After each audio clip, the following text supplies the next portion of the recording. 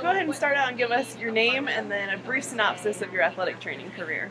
My name is Dale Googins, and I did my undergraduate work at Bowling Green State University. I did my master's degree at Bowling Green State University, and then I became assistant athletic trainer under Hall of Famer first class Al Saudi of Bowling Green, who was also an Olympic and trainer, and so that's my education. And then I went to Denison. I was assistant for 2 years. Then I went down to Denison University, where I was head athletic trainer and associate professor for 36 years, and retired in 1998. All right. And how did you get involved with the OATA? Basically, it was just being under the direction of Al Saudi. Al Saudi had been in 1950. He was one of the first officers of the NATA and for District 4, and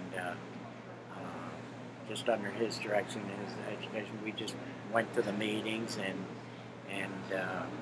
I got involved because back then, by going to all those meetings, there weren't many. When you're out in California, there aren't many trainers going there, and coming from a small school, Denison University, which was academically oriented, they made sure that you got to your professional meeting every year, and so I got involved just because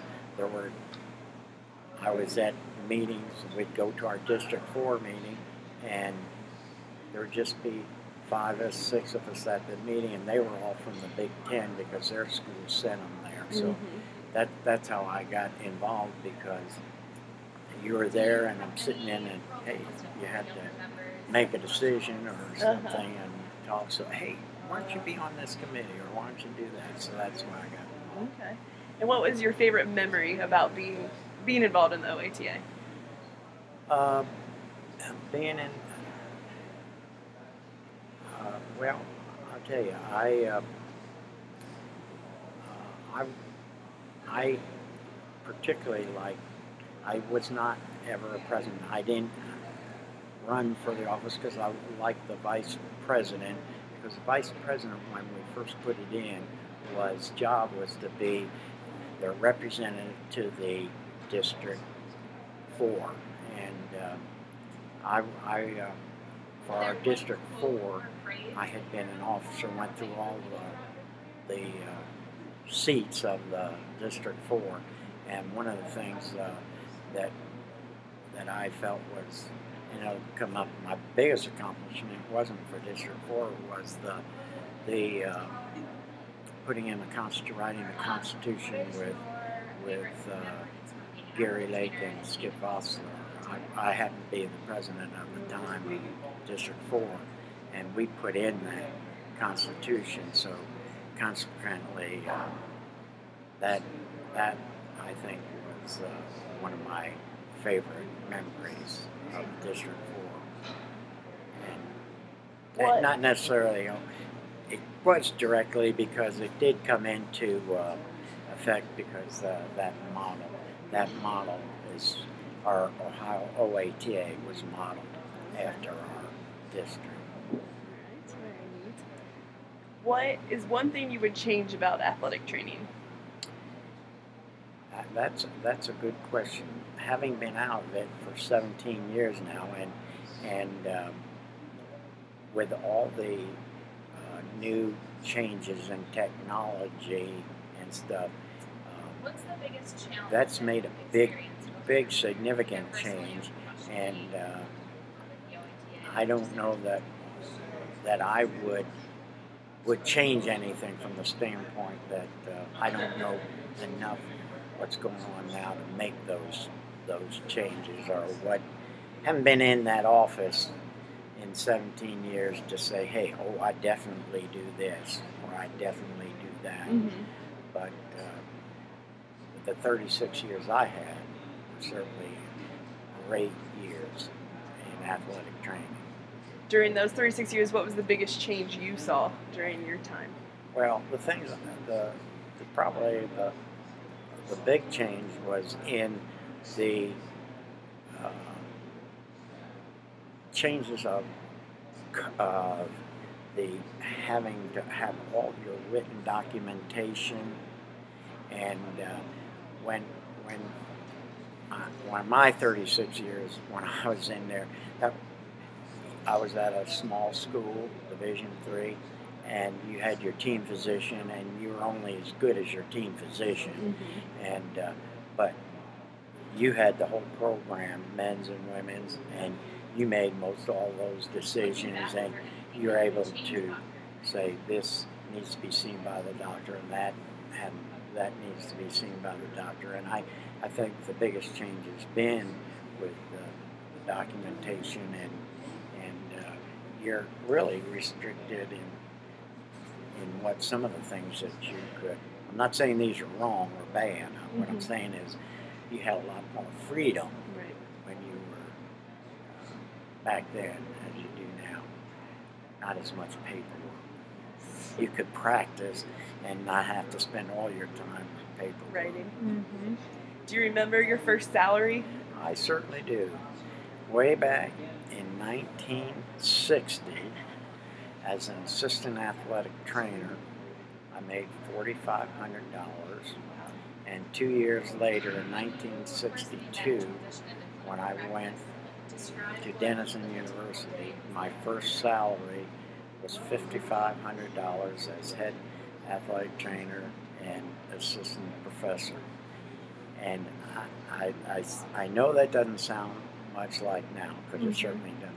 But two things occurred. Your $5,500 was worth more than it is today. Right. But when you look at the other professors, where we have faculty emeritus luncheon once a month, and that's one happy fraternity now. We've discussed some of those things, and their salaries of a full professor in physics then wasn't much more than when coming in, starting at that time with a PhD, was only another $5,000, maybe more or so. So, yeah, it wasn't very much, but it got us a start. What advice would you give to young athletic trainers just getting into the field? Well, I think the advice I'd give them is that one area I would say, get involved with your association, and because I think that's important. Having been involved with OATA and been an officer and been on committees, I think you can have a direct effect upon the association and make sure things, if there are things that you want to have done, you could get them done.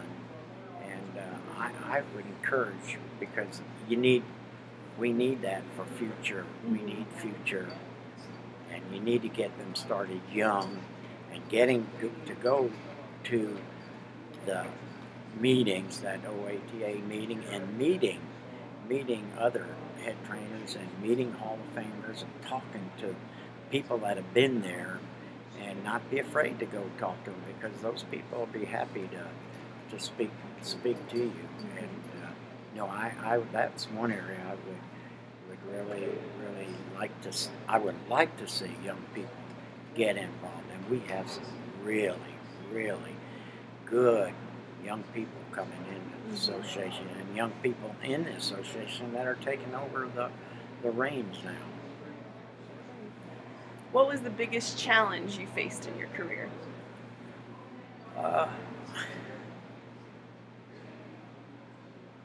Well, the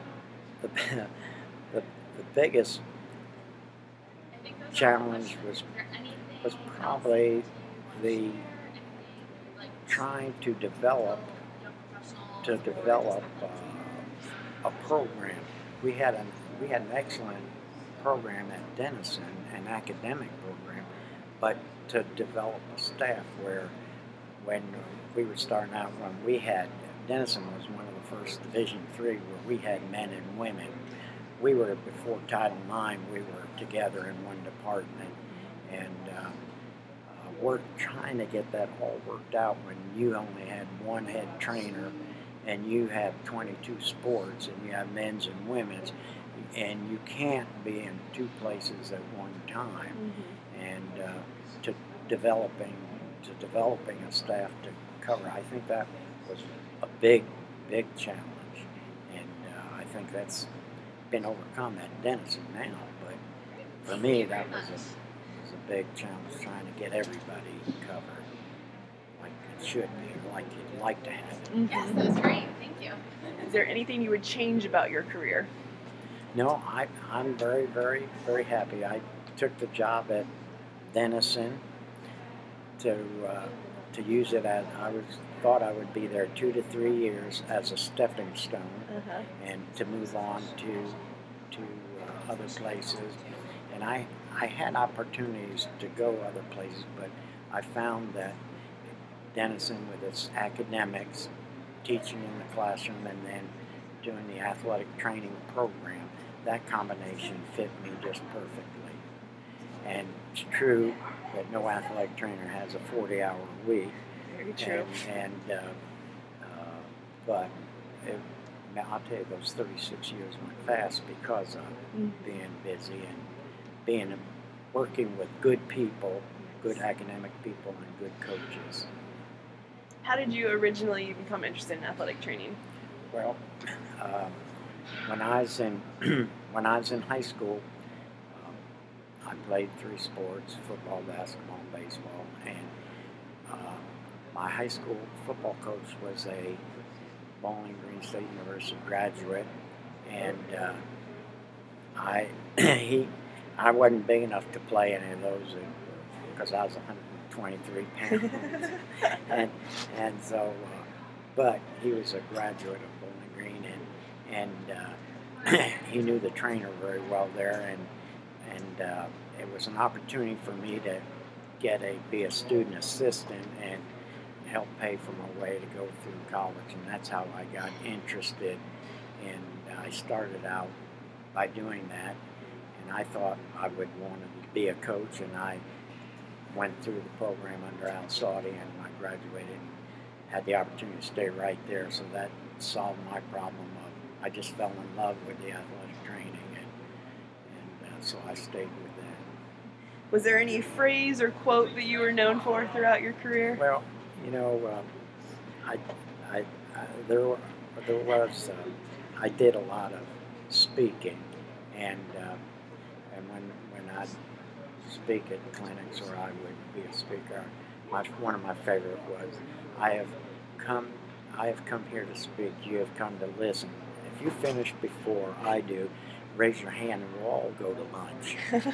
And that's a good one. And the other one was that in teaching, whether it's lecturing or in the classroom, the mind can only absorb what the seat can endure. So I didn't like to have long it's like sitting in church and listening to the sermon. You know, a 20-minute sermon was fine for me. An hour was a little long. So those were my favorites. Anything else you want to add or tell anyone or speak about your career or athletic training? Well, no, but Ohio has been one of the leaders in the NATA. We have our District 4 has large numbers, and our Ohio we've had leaders that come out of here that have done really good things.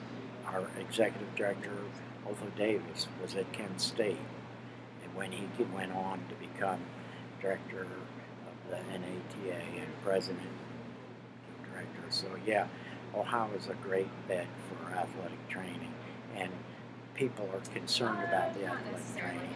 The trainers here are very competent and willing to spend time for and sell the athletic training profession.